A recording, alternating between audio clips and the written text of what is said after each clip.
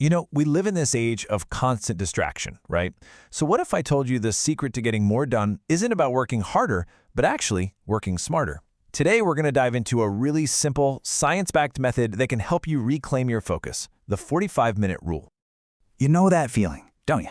You've been busy all day, just bouncing from task to task, email to email, but when you finally look back, you can't really point to anything you actually accomplished. And look, it's a super common struggle. It's not some personal failing on your part. The truth is, our work environment is often designed to work against us. You've got the back-to-back meetings, the endless notifications, the constant pressure to multitask. It's just a recipe for burnout. Our brains just weren't built for this kind of nonstop digital marathon. So why does this keep happening? Well, the science actually reveals this fundamental mismatch between how we're expected to work and how our brains are actually wired for peak performance. And the core idea here is surprisingly simple. Our brains function at their best in short, deliberate bursts of concentration, and then they need a break. It's not about endurance. It's really all about rhythm.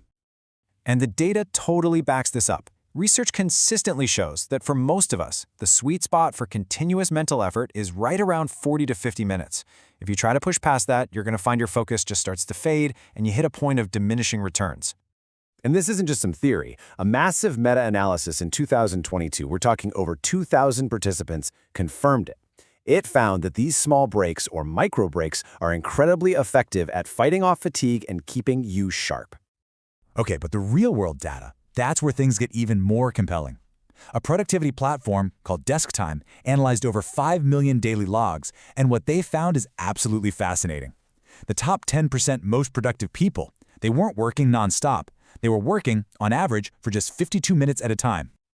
But wait, that's only half the story. After those 52 minutes of intense focus, they took a real break, and on average, that break was 17 minutes long. This just perfectly shows that rest is just as critical as the work itself. Okay, so what is going on here biologically? Well, it all comes down to something called ultradian rhythms. These are your body's natural energy cycles that run all day long. And here's where it all just clicks. That 52-17 rhythm we just talked about, that adds up to 69 minutes, which fits perfectly inside the 90-minute peak performance window of our ultradian rhythm. So you're not just taking a random break, you're literally working with your body's built-in clock, riding the peak of the energy wave, and then resting right before you hit the bottom.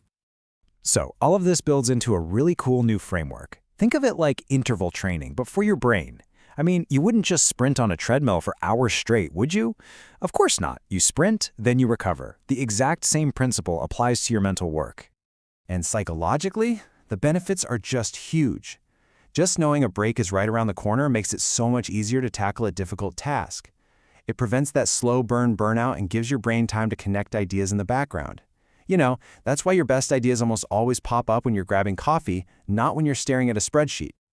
Okay, but here's a really crucial point. Not all breaks are created equal. A recent study from 2023 actually found that just staying at your desk and scrolling through your phone is totally ineffective for recovery.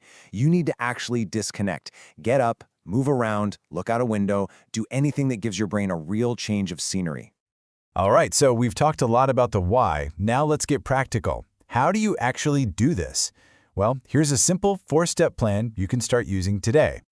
So here's how you do it. First, decide on one single task. Not 2, not 3. The real power here is in single tasking. Second, set a timer for 45 minutes and commit completely. That means silencing your phone, closing all those extra tabs, and telling your coworkers you're in deep work mode. Third, when that timer goes off, you stop. Yeah, even if you're in the flow, take a real restorative break. And finally, just repeat the cycle. After maybe 3 or 4 of these sprints, your brain is going to need a longer pit stop, so give yourself a solid 20 to 30 minutes. And please, remember, these numbers are just a guide, not some rigid rule you have to follow. The goal here is really for you to become a scientist of your own productivity. Maybe your ideal rhythm is 40 minutes of work and 12 minutes of rest, or maybe it's 60 and 20. Experiment with it, track how you feel, and find the tempo that works best for your brain and your body. You see, this completely reframes the whole conversation. It stops being about time management and starts being about energy management. The goal isn't to cram more hours into your day, but to improve the quality of the hours you do work by respecting that natural rhythm between effort and recovery. And listen, the results here go way beyond just your to-do list. We're talking about better work for sure, but also a better mood, more mental clarity, and finishing your day without that drained mental hangover feeling. This is about improving your entire well-being. So I'm going to leave you with a question to chew on. What could you accomplish if you stopped fighting your biology and actually started working with it? What if your next big breakthrough isn't about more effort, but about a smarter rhythm?